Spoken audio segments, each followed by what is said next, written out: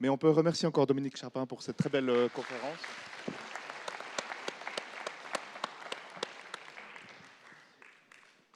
Qui a bien montré, entre autres, effectivement, l'importance de certaines questions pratiques concernant l'usage du sang. Donc, ce qui fait effectivement le lien avec la dernière conférence de cette matinée par Vérène Chalandard, également rattachée au Collège de France, qui est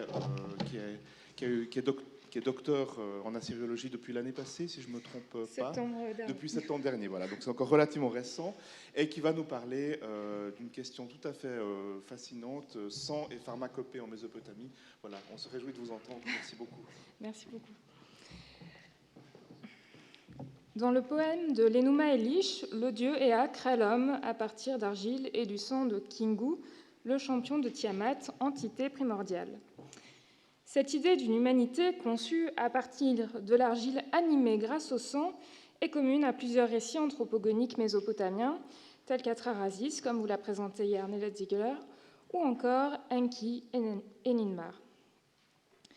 Dans la mythologie, le sang apparaît donc comme le médium de la vie. En contrepartie, son écoulement symbolise la mort violente, celle que l'on se plaît notamment à réserver à l'ennemi. Mais le sang peut également, au même titre que les sécrétions corporelles, devenir le vecteur d'impureté, et sur ce terrain, l'ouvrage fondateur de Mary Douglas, Purity and Danger, a ouvert un champ de réflexion aux historiens. En Mésopotamie, le sang possède donc un statut ambivalent, auquel s'ajoute un certain flou sémantique véhiculé par son idéogramme Bad au sens multiple. Bad, lorsqu'il réfère au sang, était lu Ouj-2 ou Moud-2, mais il a également de nombreuses autres lectures, parmi lesquelles Soumoun, Til, qui renvoie à l'idée du vieillissement, ou encore Uxet, renvoyant à celle de la mort. En outre, ce signe Ouj-2 se décline chromatiquement avec le signe Lugud, l'idéogramme pour le pu, qui se compose de l'association des signes Ouj-2 sang et Babar, blanc, tandis qu'il existe un sang qualifié de sang sombre, Ouj-2 Gessis, dont l'Akkadien et Adamatou. Dans les textes cunéiformes, le sang s'affiche donc comme une notion générique, extensible. Afin d'en obtenir une vision plus précise, nous interrogerons la conception du thérapeute, spécialiste du corps, qui, parmi la multitude d'ingrédients à sa disposition, utilisait le sang pour la préparation de certaines médications. Mais ici encore, nous sommes confrontés à une extension variable du concept, puisque les ingrédients qualifiés de sang peuvent aussi bien être de nature animale que minérale ou végétale. Finalement, existe-t-il un ou des sangs en Mésopotamie, et comment l'analyse de ces utilisations peut-elle contribuer à une meilleure définition ? Ainsi, c'est par l'examen de quelques usages thérapeutiques emblématiques du sang que nous essaierons de répondre à ces questions, en nous intéressant d'abord au traitement utilisant le sang comme véhicule du principe actif, puis en abordant ses emplois apotropaïques et prophylactiques, pour enfin nous focaliser sur l'ingrédient nommé sang de cèdre. Notre premier axe explorera le corpus des traitements contre l'impuissance sexuelle. Ces textes nous sont connus par les archives de Ratusha, capitale hittite du IIe millénaire, ainsi que par des tablettes datées du 1er millénaire avant Jésus-Christ, provenant d'Achour et de Sultan Tepe.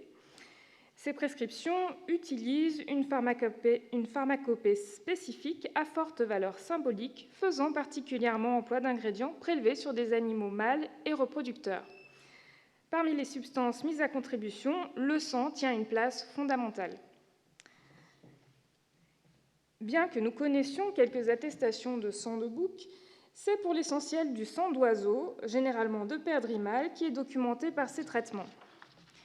Si le choix de cet oiseau peut paraître étonnant, les Mésopotamiens lui prêtaient des mœurs sexuelles particulièrement actives qui expliquent son usage récurrent dans le soin de l'impuissance. Une conception bien illustrée par l'amorce de certains traitements qui débutent par la phrase « lorsque les perdrix ne cessent de copuler ». Il faut noter que la documentation médicale mésopotamienne décrit habituellement peu les procédures d'abattage des animaux desquels les ingrédients étaient prélevés, sans doute car elles devaient être considérées comme standards et donc supposées connues allant de soi. C'est pourquoi, lorsque de telles indications existent, nous pouvons supposer qu'elles étaient signifiantes. Ce corpus des traitements contre l'impuissance a pour particularité d'être l'un des plus riches concernant la mise à mort des animaux. 2 attitudes peuvent y être observées: l'abattage de l'animal avec récupération du sang ou au contraire la mise à mort non sanglante. Lorsqu'il s'agit de récupérer le sang, les textes peuvent mentionner la décapitation de l'animal, comme dans cette prescription où l'on trouve la formule « tu trancheras la tête d'une perdrix mâle ». Dans ce contexte pathologique, le sang pouvait être administré oralement. Les frictions locales sont également attestées et nous pouvons leur supposer une efficacité mécanique. Toujours pour le soin de l'impuissance, nous disposons de procédures pouvant paraître radicalement opposées, puisque ce second type de traitement insiste au contraire sur l'importance de ne pas faire couler le sang de l'animal, avec le verbe ranaku, qui désigne une mort par étranglement. Donc, comme en témoigne cette prescription. On trouve également les expressions « tu ne libéreras pas leur sang » et « tu ne feras pas sortir son sang ». Toutes ces prescriptions procèdent de la même manière.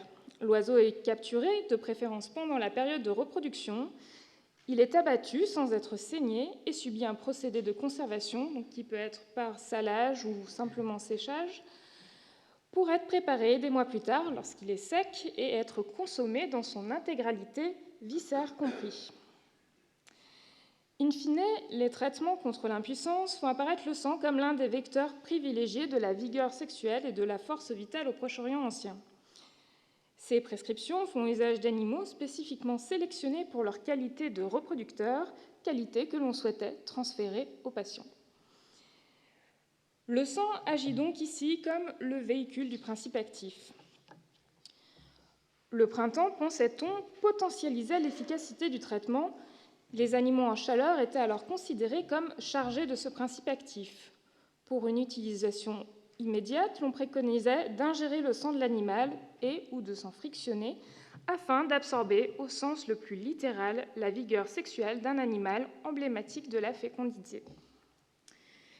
Mais l'impuissance n'étant pas un problème spécifique au printemps, la période pouvait donc être l'occasion de réaliser quelques préparations d'avance. Ainsi, lorsque le sang n'était pas utilisé seul après écoulement, mais qu'il était conservé et maintenu volontairement dans le corps de l'animal, il agissait comme un liant qui conférait l'efficacité à la préparation. Il s'agissait d'obtenir un produit final chargé du principe actif qui, à la différence du sang liquide, pouvait se conserver et être utilisé en dehors de la période de reproduction de l'animal. Il fallait cependant veiller à ce que l'animal soit abattu au moment propice et que ses entrailles, habituellement enlevées, soient conservées afin d'éviter une déperdition d'efficacité par l'écoulement du précieux liquide. Concernant les vertus apotropaiques et prophylactiques du sang, les procédures pour lutter contre les entités surnaturelles paraissent les plus révélatrices. Fantômes, démons, mais également divinités, étaient considérés au Proche-Orient ancien comme de redoutables agents pathogènes. En Mésopotamie, les fantômes et les démons s'en prennent aux vivants car ils sont affamés du fait qu'aucun sacrifice ne leur est offert. Les incantations contre les mauvais démons les décrivent comme ceux qui mangent les chairs, ceux qui font couler le sang et ceux qui boivent à même les veines. Ces traitements font régulièrement usage de plusieurs sangs, à l'instar de cette prescription qui mentionne des frictions à base de sang de chien, de lion, de loup, d'un félin, de tortue, encore un sang non identifié, ou du sang de cèdre. On relève dans ce traitement la présence d'animaux emblématiques du monde sauvage, tels que les fauves, qui partagent le même écosystème que les entités démoniaques réputées rôder dans la steppe. Peut-être est-il possible de suggérer que la présence de ces fauves avait pour but d'évoquer des forces supérieures capables de mettre les démons en fuite, selon un procédé qui s'apparenterait à l'utilisation apotropaique de Pazuzu, le roi des démons. Ces préparations à base de sang pouvaient aussi avoir un rôle préventif. Elles étaient alors appliquées aux points stratégiques de la maison pour en interdire l'accès aux agents pathogènes, comme dans la prescription suivante, dans laquelle les vantaux, les crapaudines et les coins de porte sont enduits de divers sangs afin, je cite, que le mal n'atteigne pas la maison.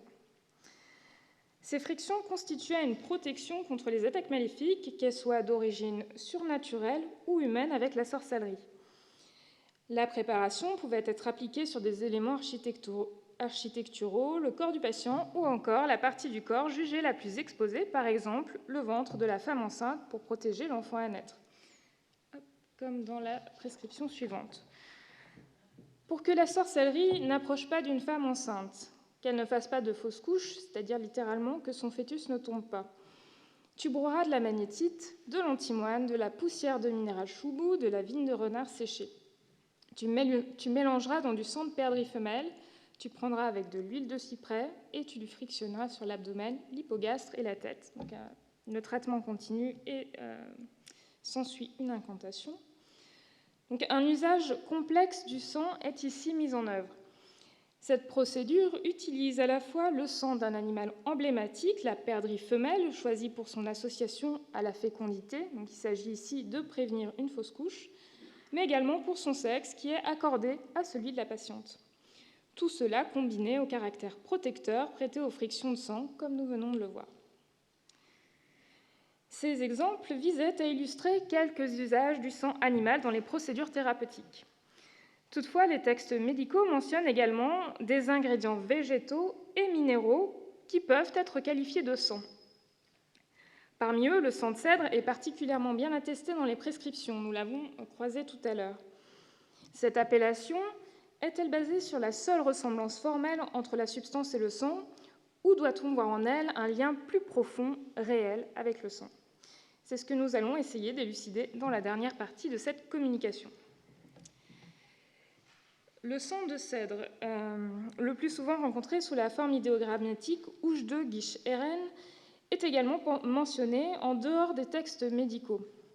Ces mentions dans le texte administratif KV78, qui en documente la livraison aux différents temples d'Achour, ou encore dans les inscriptions royales assyriennes parmi les tribus, le font apparaître comme un produit précieux et recherché. Par exemple, Salmanazar III prélève des volumes de sang de cèdre exprimés en années, soit en centaines de litres, auprès de Rayanou, un seigneur vaincu qui résidait au pied des monts Nour, en Turquie actuelle, zone forestière où l'on trouve encore des cèdres.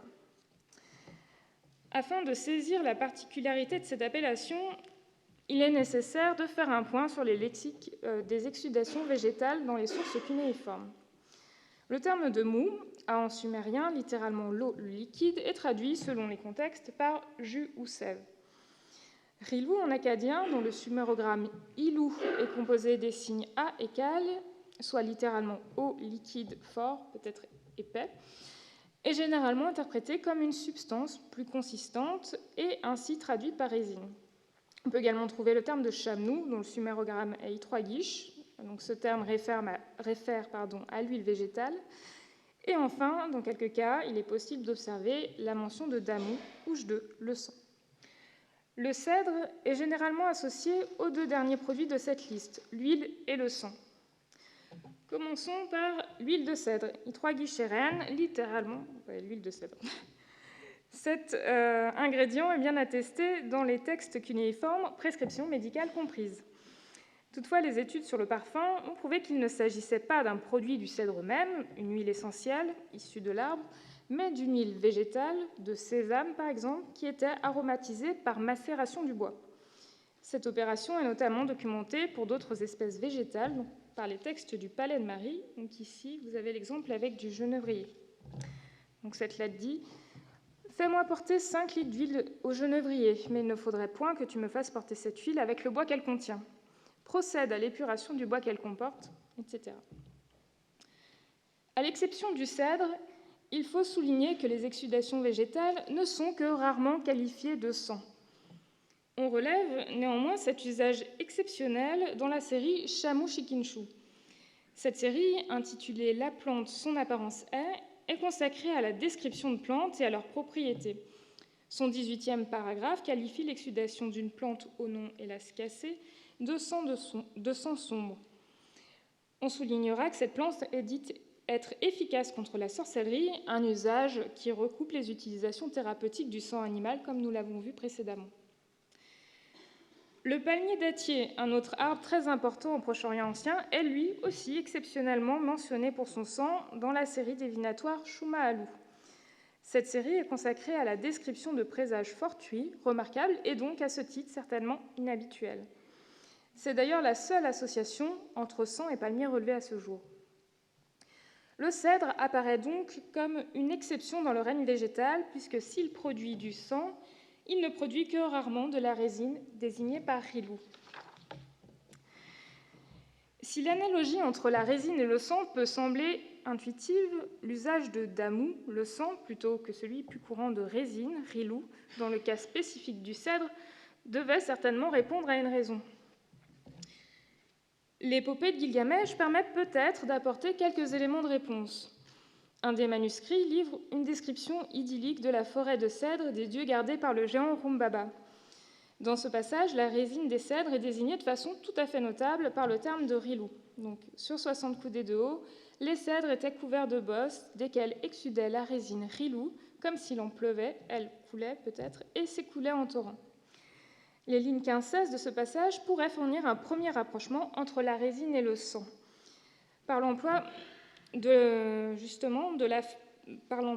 la formule « la résine Rilou s'écoulait en torrent » ou « balou rarou ». En effet, un peu plus loin dans le récit, dans une tablette provenant d'Ishali, relatant l'épisode du meurtre du géant Rumbaba par Gilgamesh, on relève une formule très proche. Rumbaba, touché à la gorge, tombe à terre et son sang, Damshu, s'écoule en torrent selon cette même formule, ou balou rarou. Ces lignes 15-16 constituent une sorte de préfiguration de l'écoulement du sang, peut-être annonciatrice de l'appellation sang de cèdre. Cette image du sang qui coule en abondance est un topos en Mésopotamie. Elle est notamment reprise pour décrire l'écoulement du sang de l'ennemi, un point que Lionel Marty a bien montré hier. Donc, comme ici, dans cette inscription de Tukulti-Ninurta Ier, ou encore dans les formules de malédiction des traités de loyauté au roi assyrien. Mais ce n'est pas tout, puisque la version paléo-babylonienne de l'épopée de Gilgamesh file la métaphore, puisqu'on trouve l'emploi du verbe Neru, assassiner, pour qualifier à la fois le meurtre de Rumbaba et faire référence à l'abattage des cèdres qui sont suivis. Partant de ce constat, Helena Cassin avait souligné la personnification des cèdres, je cite. « Les cèdres n'étaient pas seulement considérés comme des arbres, mais aussi comme des êtres vivants et animés. L'on assimilait au meurtre l'acte de les couper. Il paraît vraisemblable d'envisager que l'association étroite des cèdres aux dieux ait conduit à leur personnification. Les images communes aux cèdres et à Rumbaba font apparaître les arbres comme un prolongement direct du géant. C'est finalement peut-être le meurtre de Rumbaba et de ses cèdres primordiaux qui a conduit à l'emploi de la dénomination sang de cèdre. Dans l'épopée, la mention de la résine, qui intervient avec le terme rilou, est placée alors que les cèdres sont encore sur pied, ce qui pourrait venir conforter notre hypothèse. Soulignons que les commentaires savants attestent de la persistance de la valeur symbolique du cèdre, même en dehors de la sphère littéraire. Par exemple, dans les pratiques rituelles où des fumigations de cèdre pouvaient être mises en œuvre, le bois de cèdre qui brûle représente la consomption des chairs des dieux mauvais. Ils, c'est-à-dire les dieux mauvais, sentent son odeur et se confinent dans leur tanière. Si le bois de cèdre représente la chair des dieux mauvais, est-il alors possible d'en déduire que le sang de cèdre symbolisait leur sang, ou du moins une composante relative à leur anatomie ? Le texte CBS 6060 pourrait plaider dans ce sens. Ce document décrit des divinités et des êtres surnaturels en établissant des équivalences entre des parties du corps et des éléments végétaux, minéraux, animaux. La ligne 59 mentionne le sang de cèdre pour décrire la Grèce d'Anzou, le terrible aigle léontocéphale. Cette équivalence est surprenante. En effet, le sang aurait été un meilleur candidat. Le sang et le pu sont souvent cités l'un à la suite de l'autre, dans les textes médicaux, les formules de malédiction ou encore dans les listes lexicales. Et on pourra également souligner que la mention de Grèce fait doublon entre les lignes 59 et 61. Quoi qu'il en soit, cette équivalence situe le sang de cèdre dans le champ de la représentation symbolique du corps des forces néfastes surnaturelles. Ces quelques considérations sur le sang de cèdre permettent de mieux comprendre son utilisation dans les procédures thérapeutiques, dans lesquelles il s'affirme comme un répulsif, au titre de sang à part entière, celui des ennemis surnaturels. une utilisation qui prend particulièrement son sens dans la lutte contre les démons et les fantômes. La symbolisation de l'ennemi surnaturel vaincu par le sang de cèdre permet également une relecture de l'usage de cet ingrédient dans les inscriptions royales assyriennes, et plus particulièrement dans les entreprises de rénovation. En effet, on relève la présence de l'ingrédient dans la reconstruction du sanctuaire d'Achour par Salmanasar Ier, puis par Assaradon, ou encore dans celle du mur d'enceinte d'Achour par Salmanasar III. Donc ici, vous avez l'inscription de Salmanasar III donc, qui dit « Cette muraille avait vieilli, et je détruisis ses parties délabrées. J'atteignis ses fondations, le substrat rocheux. Je l'érigeais de nouveau depuis sa base jusqu'à ses créneaux. Je la réalisais parfaitement, encore mieux qu'avant, je la fis somptueuse. De X rangées de briques en hauteur, et je la fis épaisse de 13 briques en utilisant le grand moule. Je mélangeais leur argile à du miel, de l'huile raffinée, du sang de cèdre, de la bière et du vin. » Dans ce contexte, la substance est mélangée à l'argile utilisée pour confectionner les premières briques. Klaus Ambos, dans les Mélanges Hélices, a étudié les rituels qui accompagnaient la pose de ces premières briques et y a vu un parallèle avec le mythe d'Atrahasis, suggérant alors que la rénovation d'un bâtiment pourrait porter une forte valeur symbolique de naissance. Nous souhaitons ajouter à ces observations qu'il faut certainement aussi voir dans ces rituels un acte de protection, comme l'atteste l'usage répulsif du sang de cèdre dans les rituels contre les démons et les fantômes, mais également de création, puisqu'ainsi que nous l'avons évoqué dans notre introduction, c'est le mélange d'argile et d'encens surnaturel qui a présidé à la création de l'humanité. Puisqu'il me faut désormais conclure, cet exposé n'avait pas pour objectif de dresser un inventaire complet des utilisations du sang dans les pratiques thérapeutiques, mais il espère néanmoins vous avoir montré par l'étude de quelques cas emblématiques la variété et la complexité qui se cachent derrière un ingrédient à l'extension variable tel que le sang de cèdre. Ainsi, le sang peut être le véhicule du principe actif, une utilisation particulièrement bien illustrée dans les traitements contre l'impuissance sexuelle, où il était soit récupéré pour être administré immédiatement, soit conservé dans le corps de l'animal et agissait alors comme un liant permettant l'imprégnation et la préservation du principe actif pour une utilisation ultérieure.